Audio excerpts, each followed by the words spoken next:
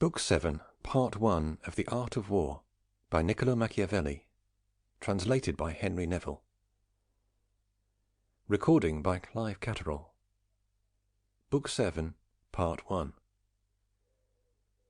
You ought to know that towns and fortresses can be strong either by nature or industry.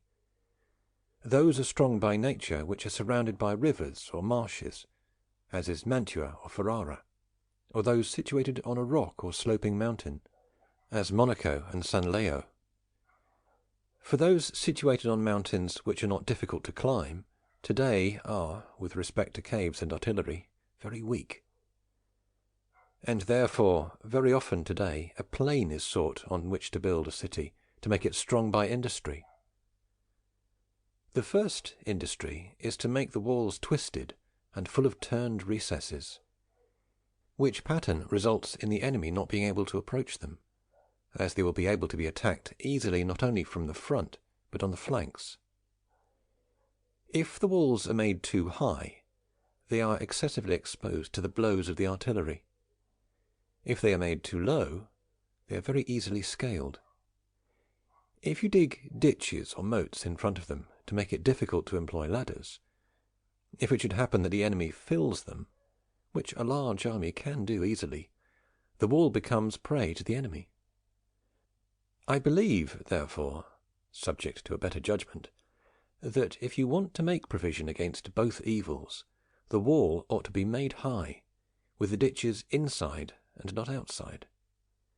This is the strongest way to build that is possible, for it protects you from artillery and ladders, and does not give the enemy the faculty of filling the ditches. The wall, therefore, ought to be as high as occurs to you, and not less than 3 arm-lengths wide, to make it difficult to be ruined. It ought to have towers placed at intervals of 200 arm-lengths.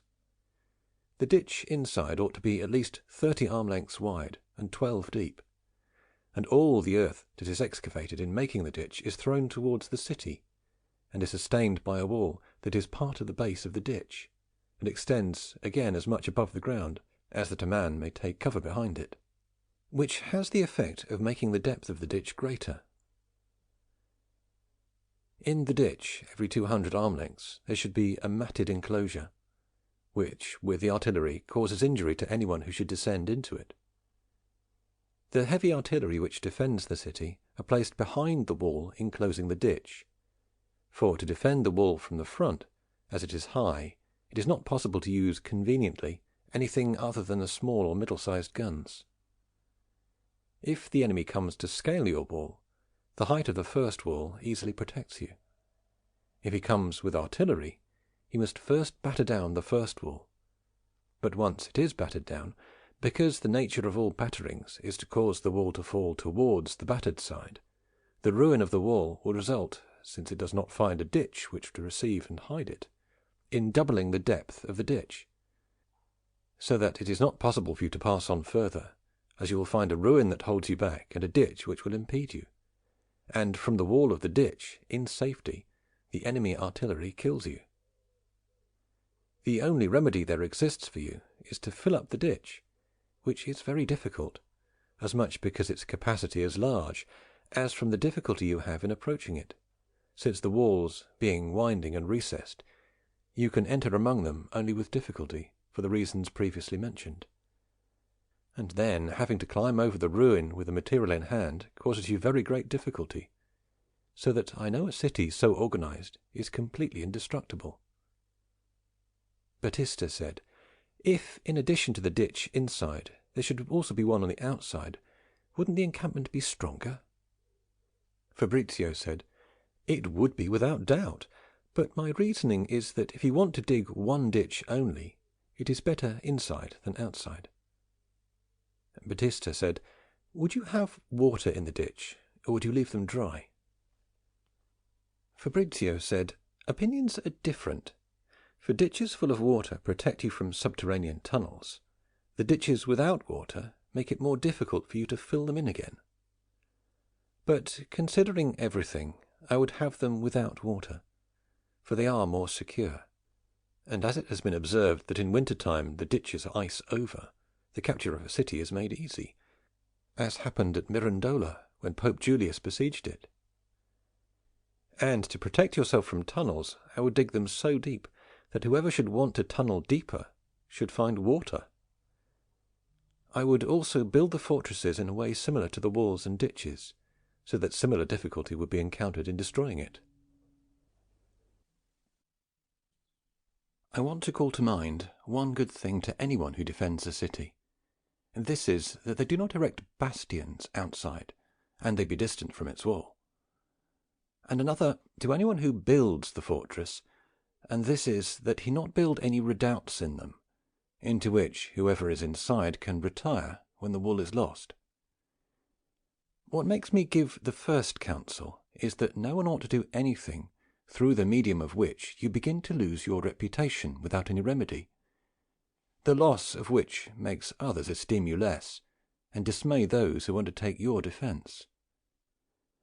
And what I say will always happen to you if you erect bastions outside the town that you have to defend, for you will always lose them, as you are unable to defend small things when they are placed under the fury of the artillery, so that in losing them they become the beginning and the cause of your ruin. Genoa, when it rebelled from King Louis of France, erected some bastions on the hills outside the city, which, as soon as they were lost, and they were lost quickly, also caused the city to be lost. As to the second counsel, I affirm there is nothing more dangerous concerning a fortress than to be able to retire into it, for the hope that men have when they abandon a place cause it to be lost, and when it is lost, it then causes the entire fortress to be lost. For an example, there is the recent loss of the fortress of Forli, when the Countess Catherine defended it against Cesare Borgia, son of Pope Alexander VI, who had led the army of the King of France. That entire fortress was full of places by both of them, for it was originally a citadel. There was a moat before coming to the fortress, so that it was entered by means of a drawbridge. The fortress was divided into 3 parts, and each part separated by a ditch, and with water between them, and one passed from one place to another by means of bridges, whence the Duke battered one of those parts of the fortress with artillery, and opened up part of a wall, whence Monsignor Giovanni de Carsali, who was in charge of the garrison, did not think of defending that opening, but abandoned to retire into the other places, so that the force of the Duke, having entered that part without opposition, immediately seized all of it, for they became masters of the bridges that connected the parts with each other. He lost the fort, which was held to be indestructible, because of 2 mistakes. One, because it had so many redoubts. The other, because no one was made master of his bridges. They were unprotected. The poorly built fortress and the little prudence of the defender, therefore, brought disgrace to the magnanimous enterprise of the Countess, who had the courage to face an army which neither the King of Naples nor the Duke of Milan had faced. And although the Duke's efforts did not have a good ending, none the less he became noted for those honours which his virtue merited, which was testified to by the many epigrams made in those times praising him. If I should therefore have to build a fortress, I would make its walls strong, and ditches in the manner we have discussed, nor would I build anything else to live in but houses, and they be weak and low, so that they would not impede the sight of the walls to anyone who might be in the plaza, so that the captain should be able to see with his own eyes where he could be of help, and that everyone should understand that if the walls and the ditch were lost, the entire fortress would be lost. And even if I should build some redoubts, I would have the bridges so separated that each part should protect the bridge in its own area, arranging that it be buttressed on its pilasters in the middle of the ditch. Battista said, "You have said that today the little things cannot be defended, and it seems to me I have understood the opposite, that the smaller the thing was, the better it was defended." Fabrizio said, "You have not understood well, for today that place cannot be called strong where he who defends it does not have room to retire among new ditches and ramparts. For such is the fury of the artillery, that he who relies on protection of only one wall or rampart deceives himself. And as the bastions, if you want them not to exceed their regular measurements, for then they would be terraces and castles, are not made so that others can retire into them, they are lost quickly. And therefore it is wise practice to leave these bastions outside, and fortify the entrances of the terraces, and cover the gates with revettes, so that one does not go in or out of the gate in a straight line, and there is a ditch with a bridge over it from the revette to the gate. The gates also are fortified with shutters, so as to allow your men to re-enter when, after going out to fight, it happens that the enemy drives them back, and in the ensuing mixing of men the enemy does not enter with them. And therefore these things have also been found which the ancients called cataracts, which being let down keep out the enemy, but save one's friends. For in such cases one cannot avail himself of anything else, neither bridges or the gate, since both are occupied by the crowd. Batista said, I have seen these shutters that you mention, made of small beams, in Germany in the form of iron grids, while those of ours are made entirely of massive planks. I would want to know whence this difference arises, and which is stronger. Fabrizio said, I will tell you again that the methods and organizations of war in all the world, with respect to those of the ancients, are extinct. But in Italy they are entirely lost, and if there is something more powerful, it results from the examples of the Ultramontane. You may have heard, and these others can remember, how weakly things were built before King Charles of France crossed into Italy in the year 1494. The battlements were made a half arm length wide. The places for the crossbowmen and bombardiers were made with a small aperture outside and a large one inside, and with many other defects, which I will omit not to be tedious. For the defences are easily taken away from slender battlements. The places for bombardiers built that way are easily opened and demolished. Now from the French we have learned to make the battlements wide and large, and also to make the places of bombardiers wide on the inside, and narrow at the centre of the wall, and then again widen it up on the outside edge. And this results in the artillery being able to demolish its defences only with difficulty. The French, moreover, have many other arrangements such as these, which, because they have not been seen thus, have not been given consideration. Among which is the method of the shutters made in the form of a grid, which is by far a better method than yours. For if you have to prepare the shutters of agates such as yours, lowering it if you are locked inside, and hence unable to injure the enemy, so that they can attack it safely either in the dark or with a fire. But if it is made in the shape of a grid, you can, once it is lowered, by those weaves and intervals to be able to defend it with lances, crossbows, and every other kind of arms. Batista said, I have also seen other Ultramontane custom in Italy, and it is this, making the carriages of the artillery with the spokes of the wheels bent towards the axles. I would like to know why they make them this way, and it seems to me it would be stronger straight, as those of our wheels. Fabrizio said, Never believe that things which differ from the ordinary are made at home, but if you would believe that I should make them such as to be more beautiful, you would err. For where strength is necessary, no account is taken of beauty, but they all arise from being safer and stronger than ours. The reason is this. When the carriage is loaded, it either goes on a level or inclines to the right or left side. When it goes level, the wheels equally sustain the weight, which, being divided equally between them, does not burden them much. When it inclines, it comes to have all the weight of the load upon that wheel on which it inclines. If its spokes are straight, they can easily collapse, since the wheel being inclined, the spokes also come to incline, and do not sustain the weight in a straight line. And thus, when the carriage rides level, and when they carry less weight, they come to be stronger. When the carriage rides inclined, and when they carry more weight, they are weaker.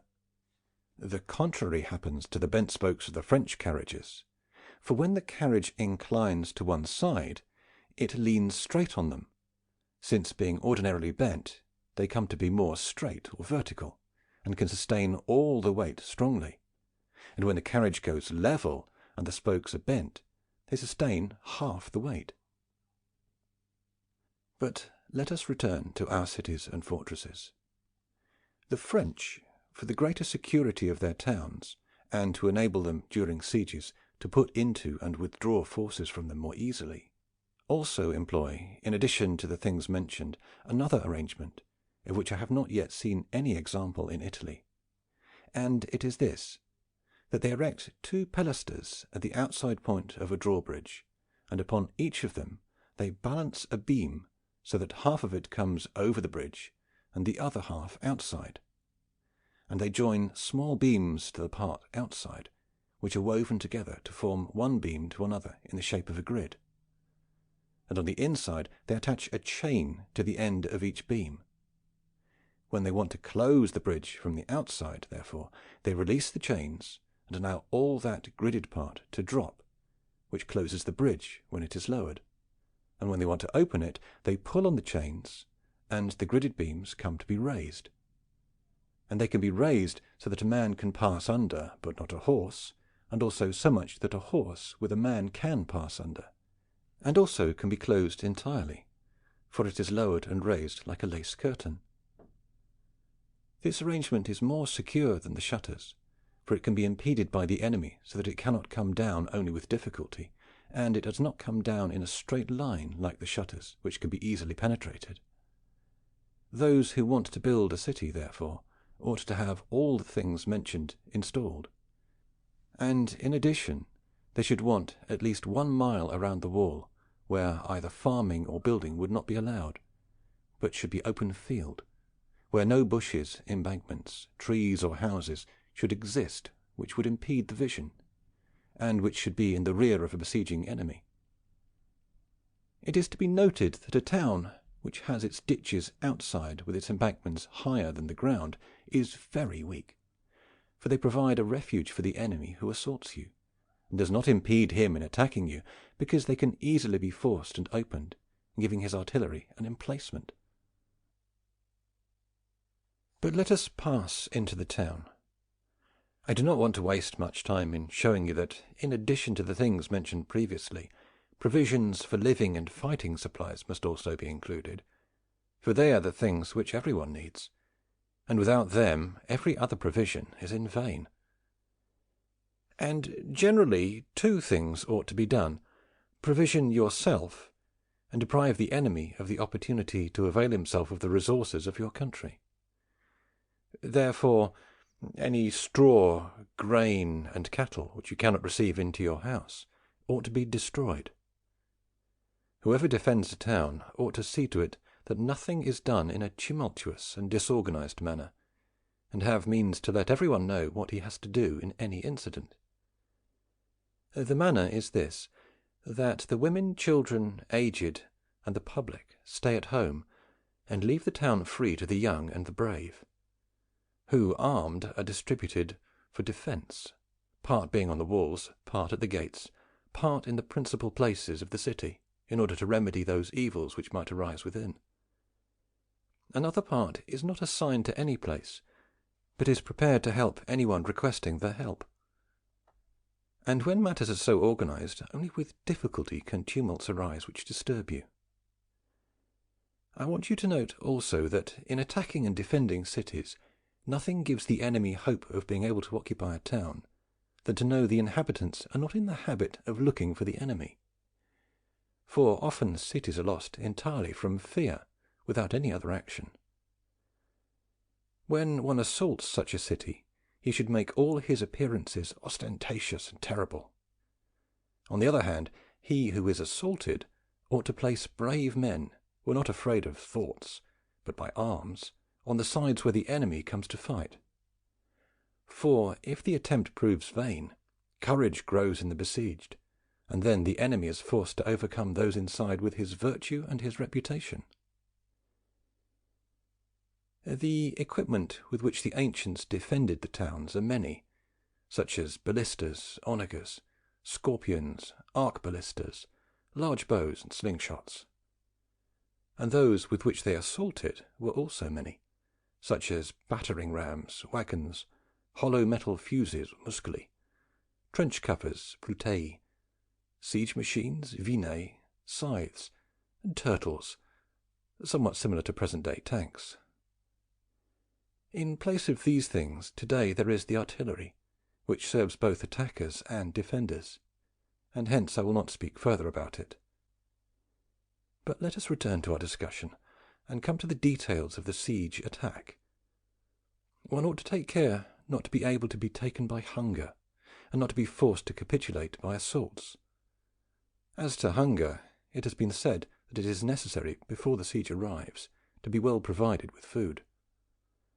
But when it is lacking during a long siege, some extraordinary means of being provided by friends who want to save you have been observed to be employed, especially if a river runs in the middle of the besieged city, as were the Romans when their castle of Casalino was besieged by Hannibal, who, not being able to send them anything by way of the river, threw great quantities of nuts into it, which, being carried by the river without being able to be impeded, fed the Casalinese for some time. Some, when they were besieged, in order to show the enemy they had grain left over, and to make them despair of being able to defeat them by hunger, have either thrown bread outside the walls, or have given a calf grain to eat, and then allowed it to be taken, so that when it was killed, and being found full of grain, gave signs of an abundance which they do not have. On the other hand, excellent captains have used various methods to enfamish the enemy. Fabius allowed the Campanians to sow, so that they should lack that grain which they were sowing. Dionysius, when he was besieged at Reggio, feigned wanting to make an accord with them, and while it was being drawn, had himself provided with food, and then, when, by this method, had depleted them of grain, pressed them and starved them. Alexander the Great, when he wanted to capture Leucadia, captured all the surrounding castles, and allowed the men from them to take refuge in the city, and thus, by adding a great multitude, he starved them.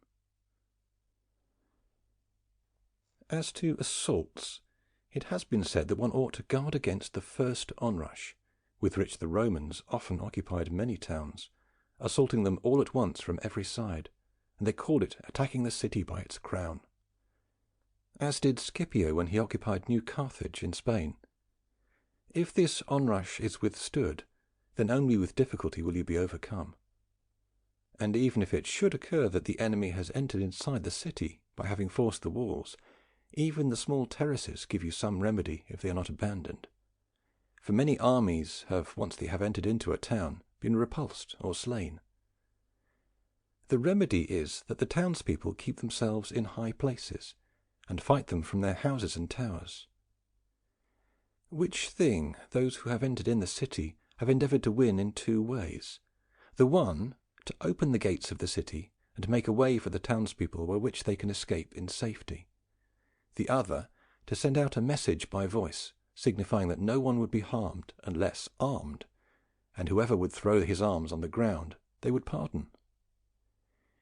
Which thing has made the winning of many cities easy.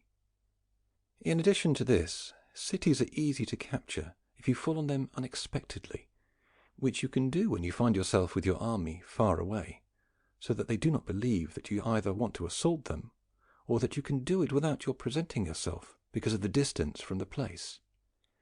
Whence, if you assault them secretly and quickly, it will almost always happen that you will succeed in reporting the victory.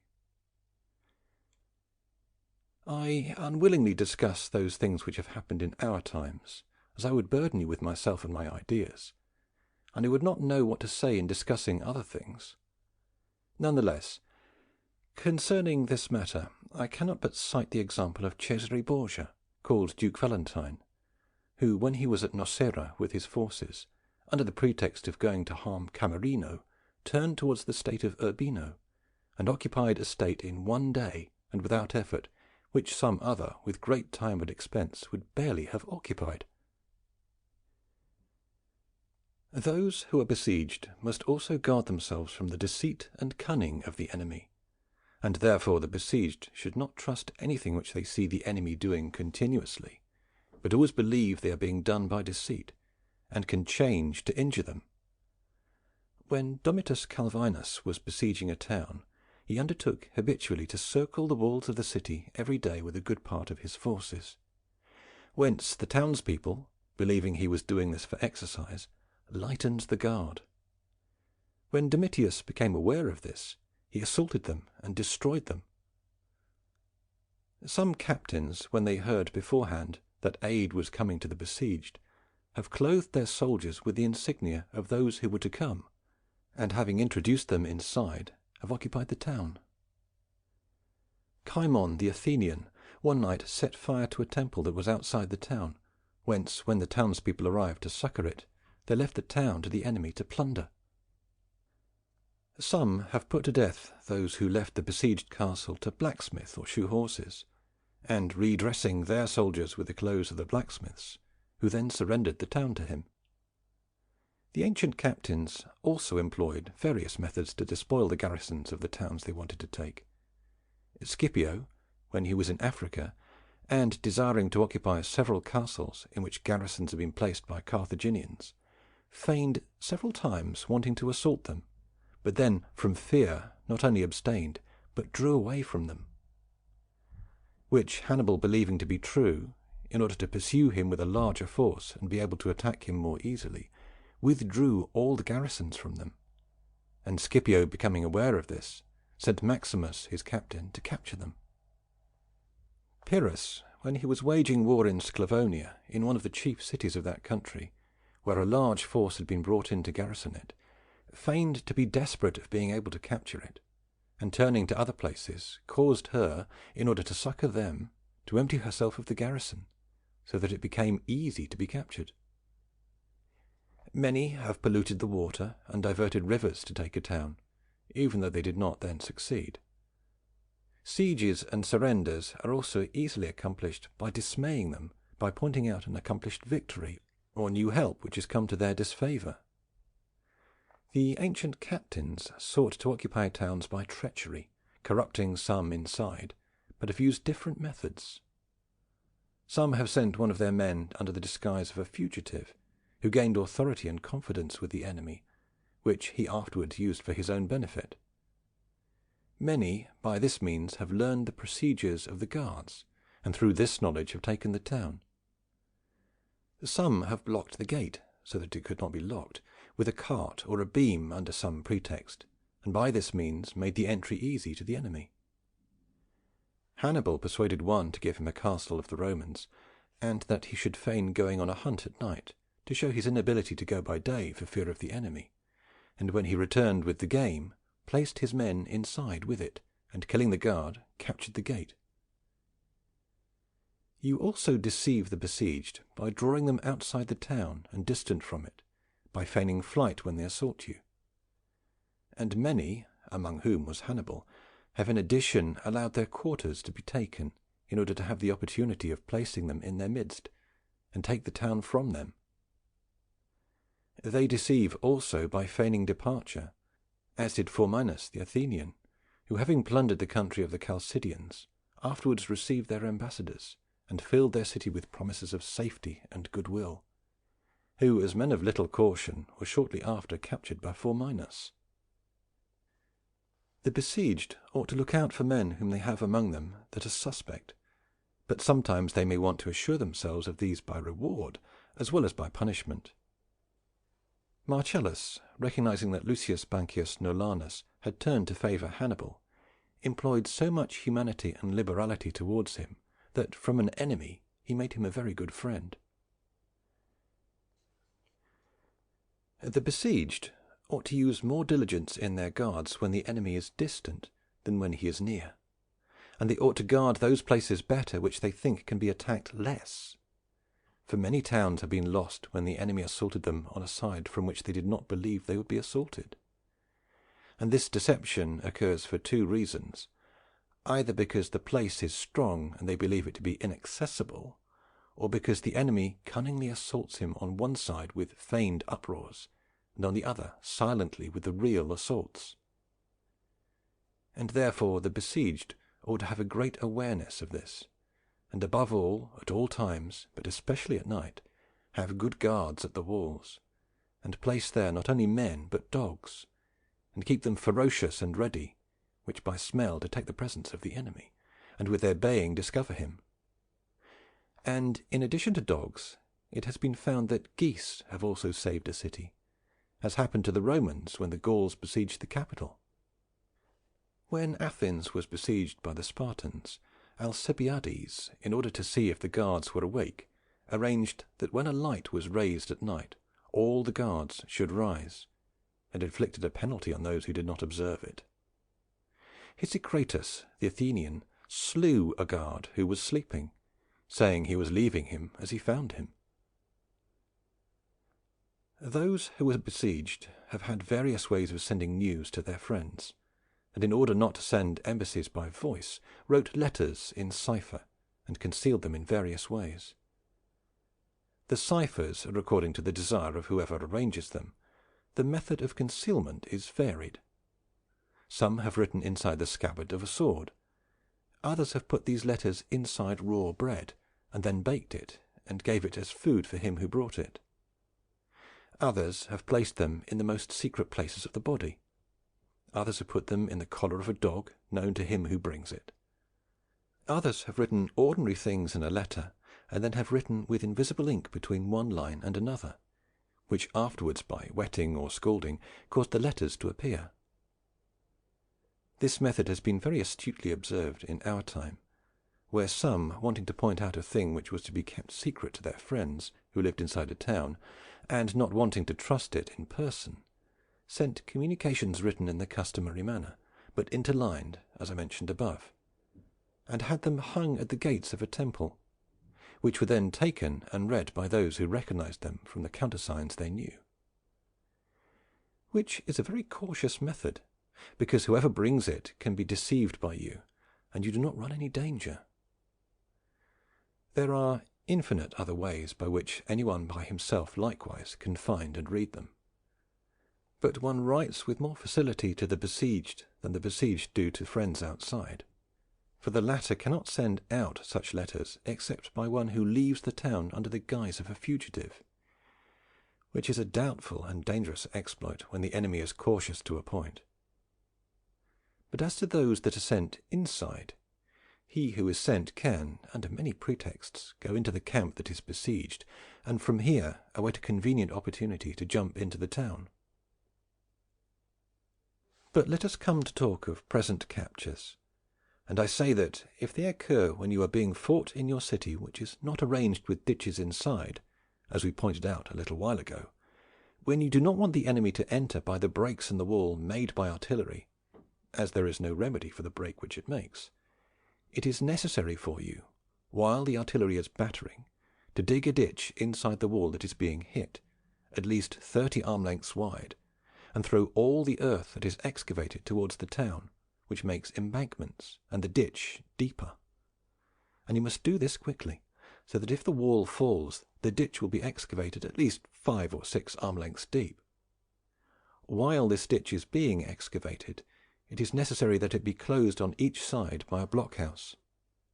And if the wall is so strong that it gives you time to dig the ditches and erect the blockhouses, that part which is battered comes to be stronger than the rest of the city, for such a repair comes to have the form that we gave to inside ditches. But if the wall is weak and does not give you time, then there is need to show virtue, and oppose them with armed forces, and with all your strength. This method of repair was observed by the Pisans when you went to besiege them, and they were able to do this because they had strong walls which gave them time, and the ground firm and most suitable for erecting ramparts and making repairs, which, had they not had this benefit, would have been lost. It would always be prudent, therefore, first to prepare yourself, digging the ditches inside your city and throughout all the circuit, as we devised a little while ago. For in this case, as the defences have been made, the enemy is waited with leisure and safety.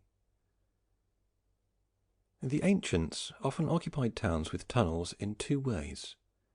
Either they dug a secret tunnel which came out inside the town, and through which they entered it, in the way in which the Romans took the city of Veii, or by tunnelling they undermined a wall and caused it to be ruined. This last method is more effective today, and causes cities located high up to be weaker, for they can be undermined more easily. And then, when the powder which ignites in an instant is placed inside those tunnels, it not only ruins the wall, but the mountains are opened, and the fortresses are entirely disintegrated into several parts. The remedy for this is to build on a plain, and make the ditch which girds your city so deep that the enemy cannot excavate further below it without finding water, which is the only enemy of these excavations. And even if you find a knoll within the town that you defend, you cannot remedy it otherwise than to dig many deep wells within your walls, which are as outlets to those excavations which the enemy might be able to arrange against it. Another remedy is to make an excavation opposite to where you learn he is excavating, which method readily impedes him, but is very difficult to foresee when you are besieged by a cautious enemy. Whoever is besieged, above all, ought to take care not to be attacked in times of repose, as after having engaged in battle, after having stood guard, that is, at dawn, the evening between night and day, and above all at dinner time, in which times many towns have been captured, and many armies ruined by those inside. One ought, therefore, to be always on guard with diligence on every side, and in good part well armed. End of Book 7, Part 1.